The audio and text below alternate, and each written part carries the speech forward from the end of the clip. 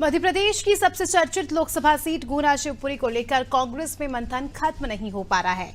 वहीं बीजेपी ने इस सीट से मौजूदा सांसद केपी यादव का टिकट काटकर केंद्रीय मंत्री ज्योतिरादित्य सिंधिया को चुनावी मैदान में उतार दिया है। वहीं बीजेपी अपने चुनाव अभियान में जुटी है, तो वहीं कांग्रेस अभी यहां से दमदार उम्मीदवार की तलाश में है। कांग्रेस प्रदेश अध्यक्ष जीतू पटवारी ने कुछ दिनों पहले गुना से केपी यादव को उतारने की बात कही थी। तो क्या अब दिग्विजय सिंह के जैसे महारथी गुना के गदर में सिंधिया को चुनौती देने उतरेंगे? अगर ऐसा हुआ तो यकीन मानिए गुना देश की सबसे हाई प्रोफाइल सीटों में शुमार होगी। देखिए हमारी एक खास रिपोर्ट।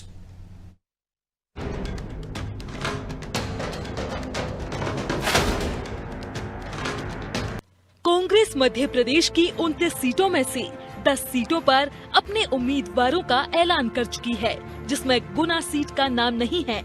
यहाँ से बीजेपी ने ज्योतिरादित्य सिंधिया को चुनावी मैदान में उतारा है।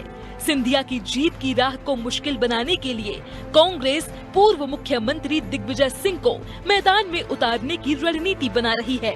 तो वहीं दिग्विजय सिंह ने गुना से चुनाव लड़ने को लेकर कहा कि वे कांग्रेस के एक साधारण से कार्यकर्ता हैं। पार्टी जिस सीट से कहेगी वे उसी सीट से चुनाव लड़ने के लिए तैयार हैं। इधर कांग्रेस का मानना है कि मौजूदा सांसद केपी यादव का टिकट काटकर बीजेपी ने यादव समाज का अपमान किया है, जिसका खामियाजा बीजेपी को भुगतना पड़ेगा।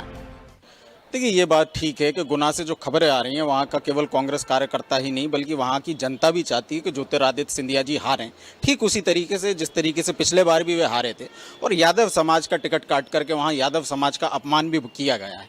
तो कांग्रेस पार्टी इस बात पर मंथन कर रही है, इस बात पर विचार कर रही है कि कार्यकर्ताओं और जनता का फीडबैक लिया जाए और ज्योतिरादित्य सिंधिया जी को हराने में सर्वश्रेष्ठ, सबसे ज़्यादा काबिल, सबसे ज़्यादा ताकतवर जो हमारे उम्मीदवार हो उनको वहाँ से टिकट दिया जाए।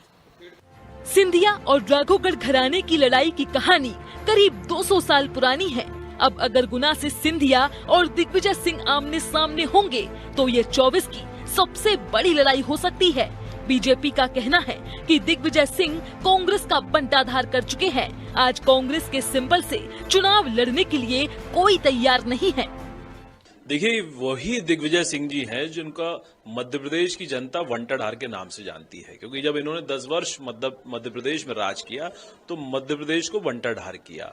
आज जब वो चुनाव में भाग रहे हैं तो कांग्रेस पार्टी कह रही नहीं, आपको लड़ना पड़ेगा, क्योंकि आपने जो कर दिखाया आज भी कांग्रेस पार्टी भोग रही है। तो भारतीय जनता पार्टी ने तो अपने प्रत्याशी घोषित करके रणनीति में बहुत आगे निकल गई है, रणभूमि में बहुत आगे निकल गई। आज कांग्रेस पार्टी के साथ जो मुश्किलें खड़ी हैं, ना नेता है, ना नीयत है और ना विजन है, इन सब के अभाव में कांग्रेस का कार्यकर्ता हताशा और निराशा के दौर में घर बैठ गया है। आज कोई भी लोकल प्रत्याशी कांग्रेस के चुनाव चिन्ह के साथ चुनाव नहीं लड़ना चाहता है। उसमें दिग्विजय सिंह जी हैं जो पहले कह रहे थे मैं चुनाव नहीं लड़ूंगा, मैं तो राज्यसभा में हूं, 2.5 वर्ष मेरा बचा है। अब अरुण यादव जी खरगोन से कह रहे हैं कि खरगोन की जनता तो मुझे नकार चुकी है, इसलिए अब मैं गुना जाकर चुनाव लड़ना चाहता हूं।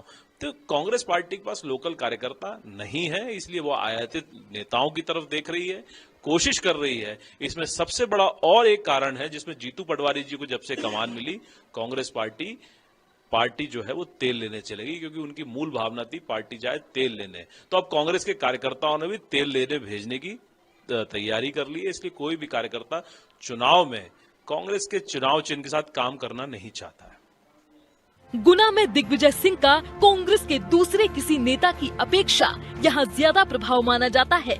यही वजह है कि कांग्रेस दिग्विजय सिंह को यहाँ से चुनाव लड़ाने का विचार बना रही है। तो वहीं सिंधिया परिवार का सालों से गुना लोकसभा क्षेत्र में दबदबा रहा है, लेकिन तस्वीर तो कांग्रेस की अगली लिस्ट के बाद ही साफ होगी। बीजेपी तो सिंधिया के नाम पर मुहर लगा चुकी है, लेकिन अब अगर दिग्विजय सिंह के नाम का ऐलान होता है तो गुना में गदर निश्चित है। अनादि टीवी के लिए भोपाल से दुर्गेश गुलशन यादव की रिपोर्ट।